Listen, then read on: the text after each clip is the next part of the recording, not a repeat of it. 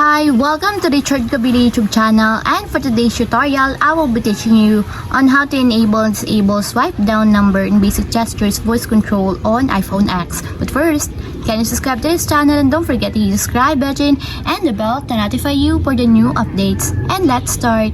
Using your iPhone X, from your home screen first, go to Settings. Then in the settings, scroll down and find the accessibility and then tap. Then in accessibility, scroll down again and go to physical and motor section and then tap the voice control. Then in this part, in the voice control, go to this section and then tap the customize commands. Then in the customize commands, find and tap the basic gestures. And then in the basic gestures, scroll down again and then find and tap the swipe down number. Then in the swipe down numbers, you can see that it is already enabled. But you have to activate also the switch button under the confirmation required to fully enable the swipe down number in your basic gestures until it becomes green. And if you want to disable or turn off, just tap again the switch button just like this.